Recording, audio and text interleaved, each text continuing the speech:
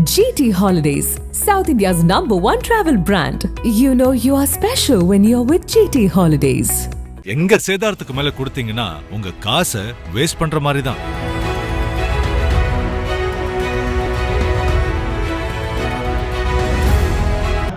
OPS இடம் அமித்ஷா பேசியதாக தெரிகிறது. அது போய் நான் சொன்னான்னு சொன்னார். பாரதிய ஜனதா கட்சி தொடர்ந்து செயல்படுகிறது. எடப்பாடி பழனிசாமியை பிஜேபி நம்புவதற்கு தயாராக இல்லை. பொன்மனச்செம்மலின் பொக்கிஷம் புரட்சித் தலைவர் எம்ஜிஆர் அவர்களின் வாரிசு அட்சய பாத்திரம் 5 எழுத்து மந்திரம் உச்சரிக்கும் நாவிலெல்லாம் உயிர் மணக்கும் சந்தனம் நாடு போற்றும் நல்ல பல திட்டங்களை தந்து ஏழையின் சிரிப்பில் இறைவனை கண்ட மக்கள் போற்றிய முன்னாள் தமிழக முதல்வர் புரட்சித் தலைவி அம்மா அவர்கள் வழியில் கழகத்தின் கொள்கை கோட்பாடுகளை சட்ட திட்டங்களை காத்திருப்போம்.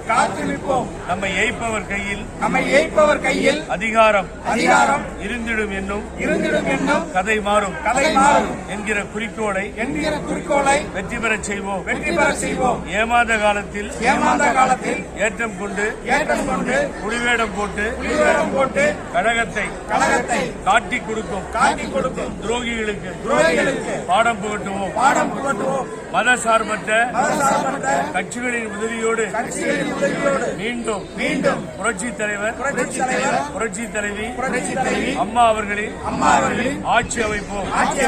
பூமி உள்ளவரை அம்மா புகழே நிலைத்திருக்கும். பூமி உள்ளவரை அம்மா புகழே நிலைத்திருக்கும். என்னன்னு கேட்டீங்கன்னா ரொம்ப முக்கியமான விஷயம். நீங்க எல்லாம் இப்போ ஓபிஎஸ் அண்ணன் சொன்னார், கட்சி ஆரம்பிக்க போறோம். நீங்க எல்லாம் கேட்டீங்க. அது போய் நான் சொன்னான்னு சொன்னார். ஏன் இப்படி மாறி பேசுறார் அண்ணன் தெரியல. அதை சொன்னது திரு வைத்தியலிங்கம் அவர்கள். எந்த காலத்திலும் இனி ஒட்டோ உறவோ கூட்டணியோ இல்லை பிஜேபி கட்சியுடன் என்று சொன்னது பண்ருட்டியார் அண்ணன் அவர்கள், பெரிய சீனியர் லீடர்.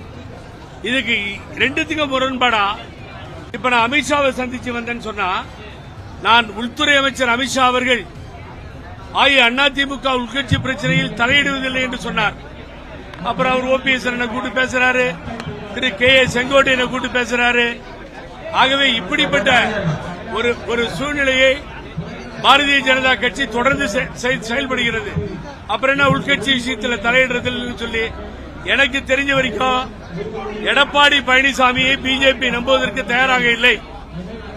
ஆகவே ஓபிஎஸ் அண்ணனை கூப்பிட்டு ஒரு சரிசமமான இடத்தில் வைத்து நீங்க தயாரா இருங்க, எடப்பாடி பழனிசாமி முதுகுல குத்திட்டா நாங்க உங்க தலைமையில அதிமுகவை ஏற்றுக்கொள்கிறோம் என்று ஓபிஎஸ் இடம் அமித்ஷா பேசியதாக தெரிகிறது.